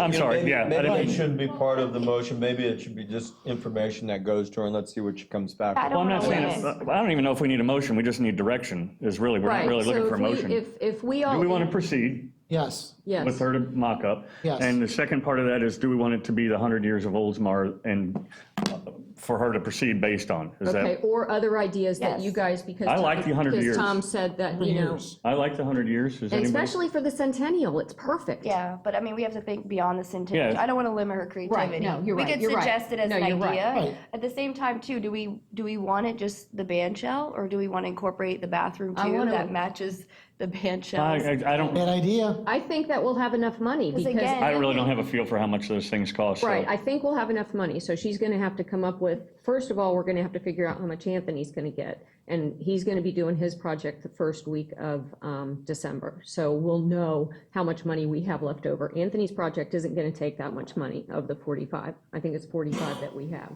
And then if we do decide that it goes where the band shell is, we do have to skim coat it to make it smooth. We'll have to do all that. That'll come out of the money. But I still don't think it's going to be $45,000 between those two things. So we could incorporate the bathroom, but if y'all don't like that idea, think of somewhere else that she can do another one or something. I don't like the idea. I think it's overkill. I mean, let's. Have you seen that bathroom? It's ugly. I would rather. You could let her say, like, Paint it. give her both I mean, options, like, and then if we I'll paint don't it. like the bathroom, we say, just do this. Okay, and this is the part that gets back to me of Exactly. murals being blighted areas, and you're taking a bathroom for the love of God, and, you know, I mean, I would rather just have staff paint the bathroom a more, you know, and Well, not, then- we don't want to equate a beautiful mural on a band shell that overlooks the water to, That's a good toilet. point. That's the Okay. great thing about Look at murals is that they beautiful sunset over transform there. buildings. And by the Yeah, I way- know, but- Beamworks, we were gonna do it on Beamworks All right, let's because just it paint no, we was weren't. No, we weren't. somebody was. No, the Beamworks We was gonna weren't. be the metal things that were up there. I agree with you. And so what that could lead, Mayor, there's one other thing. When we went over there, we were just gonna wrap the two sides here and then wrap it here and not do the back. If there's enough money, we can mural the whole thing, so when people are on the water. At that point, I I don't, do not want to spend all that money because I feel like we're gonna need it for an intern or something else for a future plan. yeah, but for the design, I think we can, let's see what the Let's see design. what she comes up with. And, Yeah. I will, and of course, I mean, in addition to the artistic Skills that you have? she'll bring, hopefully there's a budget involved too. right, there will be. And you guys saw how talented she is. I did just see her murals Yeah, over she's at. She went to Tampa and she sent me I've seen pictures. them. Are these your girls' murals? And I I said, showed them yes. too, yeah. Yeah, she had. So, gorgeous. so is the consensus to proceed with her doing some mock-ups, whether she gives us 4 that can wrap or whatever she wants to do? Is that the kind of the consensus? Yes. And a budget? And what's the kind of Yes. time frame that we would like to see We want it something? done by the centennial and Well, she's no, assured but we need the me- mock-ups Right. before She's that. assured me, I'll give her a call tomorrow and find out. But she's assured me she can get all this done because she's not in graduate school. That's fine. This is her full-time job And we need now. a budget for them, whether it's the Right. 2, or I would say 2 or 4, you know. Or 4, depending on it. On And the cost. then I would probably need the guy that does the stucco that worked for the city, because he did a great job on the environmental center, because that's gonna have to come out of the budget too, because she won't be able to do that. That's contracting to do That's a, fine. to So do a is smooth that a bit. consensus that I'm we fine move with that, forward? because- Yes. What kind of a time frame would we like to have the mock-ups by? I would say within the next 2 council meetings, I don't know. I don't But we know. only have two. because we don't We have. have 2 left. 2 weeks was probably not realistic. 2 weeks she won't be able Yeah, to but come up with. not the next council meeting, but within, because then we have the December Christmas 1st. break, the holiday. We have one What if by the first of council the year? meeting in December. Yeah, How we only about have the one. How about the one in December then? If you That'll give her- can. If you could get her, That's pretty quick. Our first, 2 weeks or 4 weeks? our from now? first event's January 29th. What if we, Might be able to do 4 weeks. well, I was thinking, but what if we gave her, since we're taking the period off and we're going, what if we gave her through the holiday and she had some How at much money we have too? the first of the year? Then we want to give feedback, then it's Yeah. gonna take time, then we need new mock-ups, then the centennial is gonna be around why the don't you corner, just see I if feel she like. can have something for us by the meeting in December, and if she Okay. can't, she can't. Yeah. All right. I mean, I don't want to rush her, so I I don't care. will email you guys all her email address, but then I know that's all I can do. Or do I email, no, I email you. Just email So Bruce. you Our can address for what? email Bruce, right? Just So that email you can Bruce. send her, so you can email her any suggestions. I would rather keep it, I mean, she's gonna, I like the 100 years, if that's fine, and she mocks it up like that, or if she's got an alternative idea that she wants to Okay. do, but ours is We can 100 years. discuss it when the mock-ups come Yeah. in the meeting. Tell her to watch the meeting. Yeah, if she wants to do our 100 years and then also do an additional one that she likes, that she Okay. feels from Oldsmar, Okay. then that's fine too. So All right, thank you, guys. that- Is that the consensus? But it's not that we haven't decided that we're going to move forward, but we're moving it forward to at least look at So I it. didn't have to make a motion or anything, we all just decided and we're going to go forward? We don't need a motion, do we? No. Got the consensus. Yep. Bruce, what do you think? You okay? Anyway. You look tired. Now, he doesn't mean tired we're of going talking to about- agree on these he's- mock-ups. He's tired of talking about art for 6 years. Cheers. If we get ourselves a nice intern, we won't have to talk about it anymore. They can- And I love your idea about the future. We need that. We need to Okay, have. so we've got 2 decisions tonight, so that's good. We can Right. split this into 2. Yeah, Perfect. fine. Woo-wee. Okay, next is comments by council, and start with the guy in the blue shirt down there. I'll go first because I have very few things to say, other than, Oh, she's got a blue shirt. we almost had money on you. Happy birthday, Mr. Mayor. Oh, thank you. Thank you. Yesterday, right? Yeah, yeah. No, what is today? Yeah, it was yesterday. Monday. Yep. I'm terrible. My own birthday. Happy birthday. Thanks. Good council meeting. I hope you did that for Debbie. That's it, Mr. Mayor. That's it? All right. Councilmember Shraki? Thank you, Mayor. First of all, I want to thank the council and the mayor for allowing me to be on the Suncoast League of Cities. I absolutely love it. And we're having our luncheon here, right here, Friday, November 13th, 11:30 a.m. to 1:30. The president that I met when we were in Orlando, Obama? Florida League of Cities, Matthew Surrency, he is going to be here doing a speech. So I'm looking forward for all of you attending. And if you can attend, please see Ann, because she's in charge of feeding everyone. Nice. Hope you all can make it. You're coming, right, Doug? I'll be there. All right, good. My 13th is booked solid. I want to just say one thing. I really enjoyed working with everyone at Oktoberfest. That was a blast. That was a lot of fun. Even though you took 72 breaks, it was fun. I took one break, He was there on time, though. but the best was He was there on time, and then he left. And I'm like, where is, I I'm had to go texting, pick where up is Paula. She was having a bad day, but I love the end. What was it called? Dunkle Dan. Uncle Dan. That was great. Uncle That was Dan. fun. I like that. Thank you, guys. It was a fun day. Halloween night on Split Fork Drive, my street. We ran out of candy at 8:15. We had over 500 kids. I had 500 pieces of candy, and we ran out. Our street is absolutely crazy. How many did you eat, though, before? I had 4, okay, Gabby, 4. Send them over to me and Gabby's neighborhood. I I don't have wanna- 5. You know, it's been like 5 that. little kids. I moved in, I You bought had the 2? house in 97. It's been like that since Well, your day houses one. are yours are perfect for that kind of Yeah, thing. I read, I think a year or so ago, that that neighborhood over there is like one of the top 5 busiest. Because they can drop them off. They pull in, drop them off, and they get a ton of candy. Well, what they've been doing is they've been parking at SunTrust Bank, and they walk down one side of the street all the way to the end, and they loop around. Because they can get a bunch of houses in one fell And swoop. it's just, it's a zoo, and I the was- costumes were just amazing. Yeah. The little kids were just so cool. Really enjoyed that. And then the last thing I want to say, Mayor, is the judging Friday night. That was the first time that I was ever there, and it was crazy. Those kids in the costumes was just so cute. I had a great time, loved it. Honored to be a judge for that. I think, Gabby, you missed it.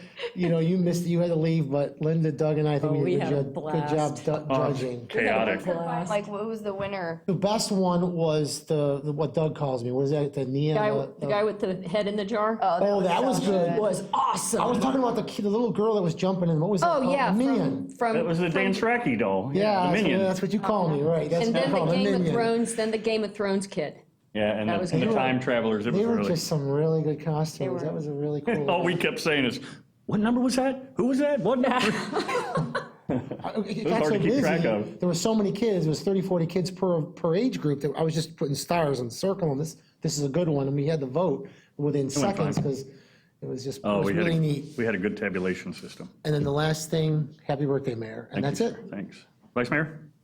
Happy birthday, Thank Doug. So I guess I got all the controversial stuff tonight. So one thing I just wanted to mention. It's your turn. Tonight, what are you talking about? There was an article in the newspaper on the 29th about Safety Harbor, and you might have read it or seen it, how a lot of their residents put a petition together about building homes the new houses that are being built in the Safety Harbor and their concerns over the height in their downtown area, as well as the side yard setbacks. They felt like a lot of builders have come in and built some very large homes that are taking up most of the lot, obviously to maximize square footage and profit. And so I had mentioned to Bruce that I at least want to bring it up, and maybe we can address it in a future council meeting, just because I've had residents and neighbors since I live here in downtown bring up concerns about some of the larger homes that have been built, either, so close to their property line because it's only a 6-foot side yard setback that's not that much, or the heights. And so Marie, thank you, Marie, did some information for me in the area.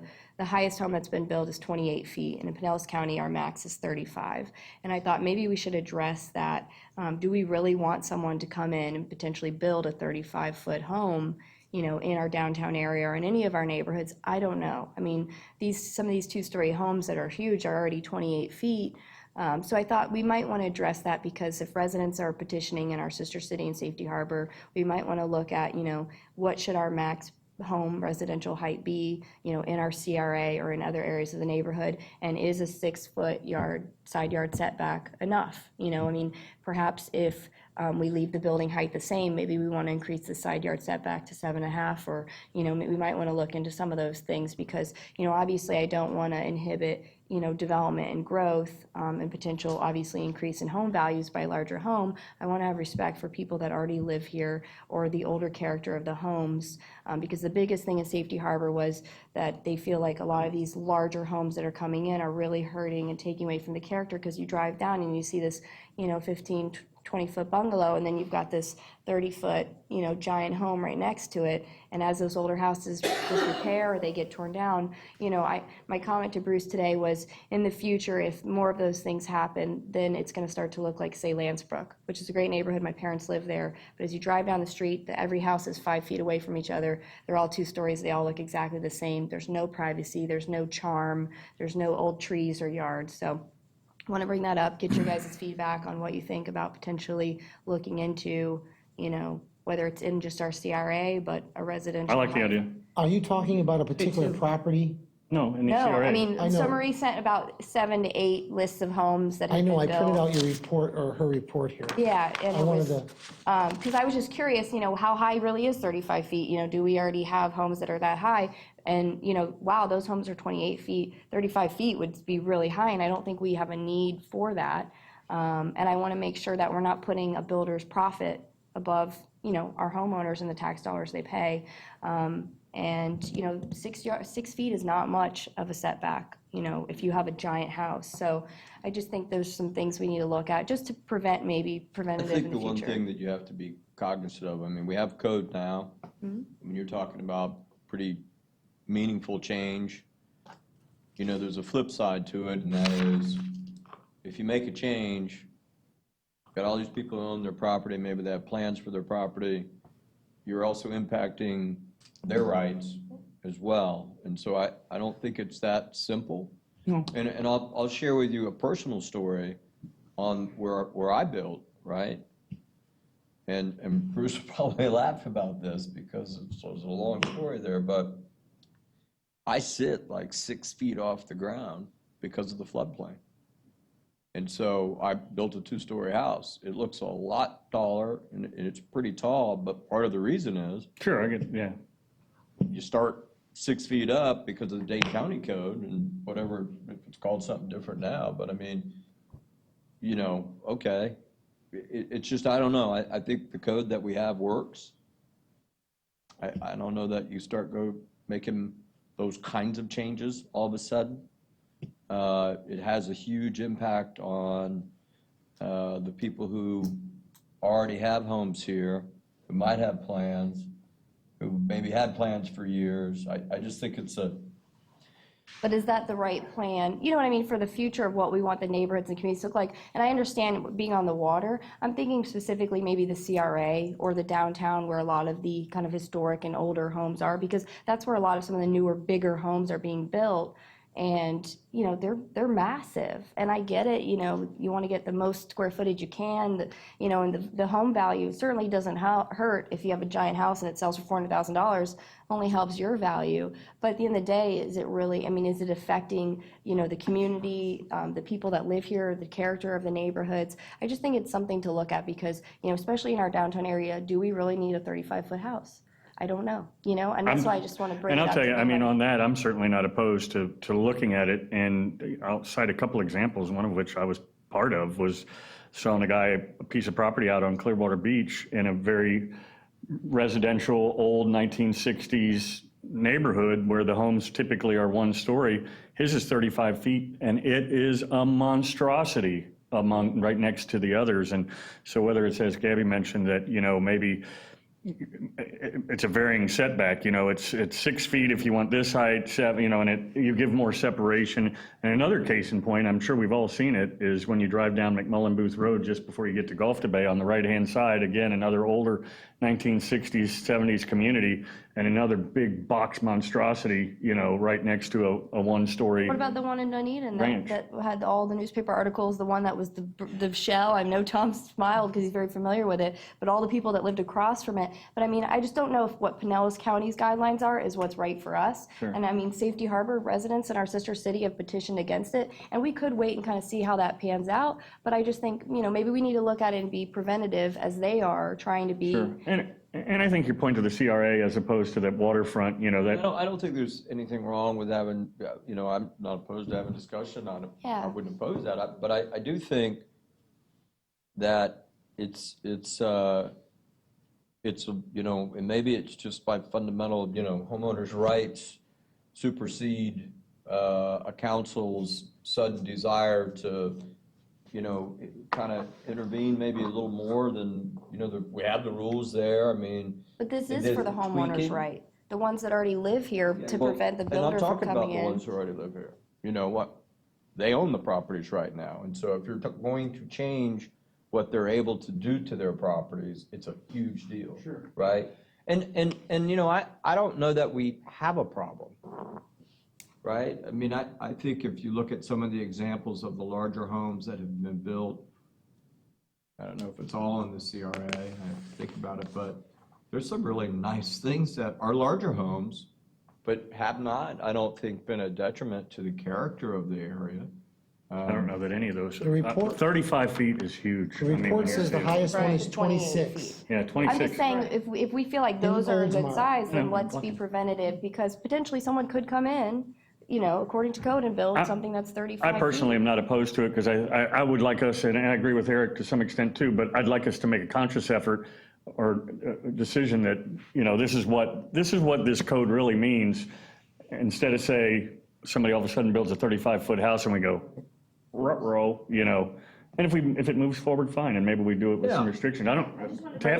Maybe it's just also having sat on the Board of Adjustments. Well, seriously, Yeah. you know, and you know, you got somebody who's got a strange piece of property.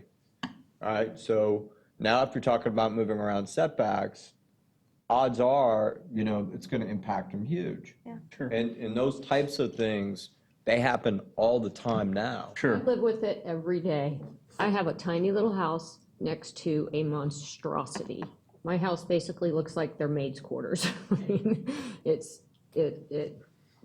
but it is what it is. I think it would be good. I think it's something to visit, maybe. Doesn't mean we need to act on Yeah. it, but at least if staff presents us kind of with the statistics of what it is. And Get the public to come out and share People their can 2 apply cents. for a variance. I mean, think about the corner lot with the pool Yeah, where staff yeah. had recommended us Right. declining it, and we said, come on, this is really their backyard. Sure. You know, so, I mean, obviously it'll depend on future councils, but I just think, I'm thinking about like people that live here now to prevent those giant homes, because they really do hurt the character. We've had some great new homes be built, but I want to prevent that future monstrosity or what Dunedin went through, and especially because our sister city's going through those concerns right now. I mean, I think it's good to have a discussion about it, so we're So, not. I mean, we can move forward, that's all I have, I just want Yeah. to bring it up and. Any other things, No, I'm troublemaker? Good, I'm done. She's just got her opinions. No, I think it's good. At least we have a discussion about one of the items, and It's funny that you brought that up, because I was just watching, I don't know if it was 60 Minutes or some documentary or something on the History Channel, that the city of Houston, Texas is the only place in the country that doesn't have building codes. And this guy made his house out of beer cans. I kid you not. He made a house out of beer cans. What kind of beer was it? That's what I was gonna have a Slurpee. I have a Slurpee cup house. Yeah, baby. I just have a couple things as well. Of course, happy birthday, Thanks. Mayor. And also, our reporter here, Jeff, I thought he had a baby because he's holding a baby on Facebook. And I'm like congratulating him. But congratulations, Papa. He's a grandfather. Look, he looks good, doesn't he? Congrats, Jeff. Congratulations. Congratulations. And then I wanted to let you guys know about this email that I got. Many of you know Forrest Williams. I ran into him at Publix, and he was very concerned about the neighborly money for the neighborly care. And when I told him that we had approved it, he just wrote this glowing email thanking all of us, saying that a lot of his neighbors used Meals on Wheels. One had a broken leg and had to have rides. Low sodium alternative to frozen dinners. And it's just wonderful to be able to get an email like this when a lot of times we get emails where we're having to take care of things that are issues that, you know, aren't so pleasant. So thank you, Forrest, for that nice email. And the other thing I wanted to do was commend Bruce and Marie. I had a neighbor email me an issue and a question, and within 10:45 a.m., by 11:49, Marie had taken care of it. So that's pretty good. Way to go, Marie. That's pretty good. So thank you, We'll all be Marie. emailing you tomorrow. We'll see who she responds to first. And the email from my neighbor was, oh, I talked to this person, I talked to this person, and I'm not getting anywhere, I'm spinning my wheels, and it's just like one little email, boom, boom, done. Thank you. And that's it. Thank you. I only have a couple of things.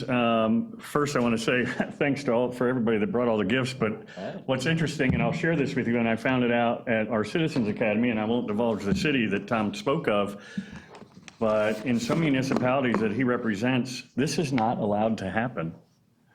Why? Because we're allowed to receive gifts up to $100 without claiming it, but they're not allowed to receive, a particular municipality ours is was not 50. allowed to receive any. Really? Is that The correct? city of Dunedin? I didn't say anything. Oh. It represents 11, so. But that, it's just weird to show how controlling sometimes government can be, that just things like this would not even be permissible in some municipalities. So anyway, I learned that at the Citizens Academy. One thing, and I'll keep it short, but last week at the PSTA board meeting, we had a 4.5-hour meeting about 7 vehicles that we were going to buy, and I went through, I don't know how many emails about people supporting electric, and then the discussion was about diesel and then hybrid electric, and we had a 4.5-hour discussion, and it was an 8-7 vote, and I think the 7 against were really more about wanting a little bit more time to investigate the electric, but I think at the point we felt like we needed to make a decision. And while I think the council as a whole, all 15 members, really want to be electric, ultimately, I don't think that the technology as it relates to buses is there yet. And I mentioned in a post that I made that while purchasing an electric car is a much easier decision because buses need to go 150 miles a day, and they purchase them for the next 15 years, and you want to make sure that the technology is there. There were some cases in Tallahassee where they purchased, and I've asked the chairman to research this, they had purchased, I don't remember how many buses in Tallahassee, electric ones. They did them through a federal grant, which may be why they bought them, but their next purchase, they're looking at buying natural gas buses. And my question is, are they buying natural gas buses because they have a partnership with a utility provider, that may be why, or are the electric buses not living up to the standards? And one of the council members on the board indicated that, the electric buses were indicated to be far less maintenance, but he did some research out in California, and they're in the shop almost 3 times as much as the regular buses for various reasons. So we felt that the technology just was not quite there yet for the buses. Both batteries are going to be changing, and so we went with the hybrid electric, and the electric buses are a lot higher. But That's great. it was an interesting thing, in diesel, there was the discussion, some of it was about, okay, do we spend $750,000 on a hybrid electric, or do we spend $500,000 on a diesel, a light diesel, as they call it, and take more of them off the road, more meaning the 17 or 18 buses that they have that are diesel from back when there was no emissions control. So it was kind of a split decision, but we went with the hybrid electric and felt that it works a little bit better. It's called a series hybrid electric as opposed to the hybrid diesels that we have now, which the hybrid diesels that you see on the roads now, they both run with a diesel engine and electric batteries, and they both run at the same time. When you turn it on, it's running both off of electric and the diesel.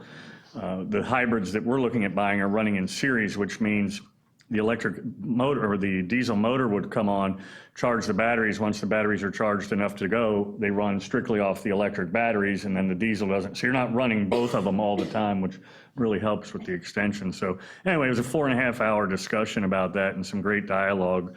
And I think the council really would like to see electric, but we want to do it. We want to be educated about what we're doing, and especially if you're making a decision for a bus that's going to last 15 years, because 17 years ago, as old as some of these buses are, the best decision was to buy diesels with no emissions. So while it's a 1-year decision to buy these, it's a 15-year consequence with what you do. So I bet you didn't have any that would do 150 miles. no, that was part of the problem. Range anxiety on buses, I can only imagine. And that was part of the thing that the Sierra Club, when they came and spoke to me here at City Hall, one of the things that they omitted was the fact that the electric buses that they were talking about purchasing would need to go back to the bus station and recharge overnight for 6 hours. If you really wanted to use them on a regular basis, you would have to install 2 quick charge systems at least 2 throughout the county that charge the buses in about 10 minutes at a cost of about anywhere from $500,000 to $1 million a station, which if you're only talking about, and I bring that up because some of the council members, and I thought so myself as well until I heard about it, is, well, why don't we buy 2 and, see how it goes and see if it works. But if you're buying 2, say, $1 million buses, and then you got to buy $1 million charging stations to put on top for only 2, it's not real cost effective. So there was some good dialogue, and it's interesting, you think us with 5 members, you should have 15 elected officials on a dais. You've been on there before. But I got to tell you, Eric, it is nowhere near like it was when you were on it and I was on it before. I mean, there are groups there recording us and everything else. So the only other thing I want to mention is next Friday is a food fundraiser. I've done it for about 4 years with WQYK, which is my competitive radio station, but it really is, and it has the blessing from my country radio station to do it because it's a great event for the city of Oldsmar. It's about feeding America, Tampa Bay, and they do it from Daddy's Grill, and I've told my program director that it's really about a 4-hour promotion for the city of Oldsmar and the great things that we can do.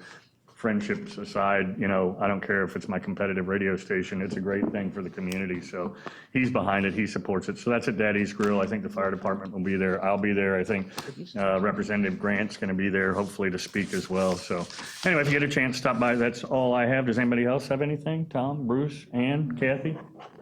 Any more gifts from anybody? Meeting adjourned.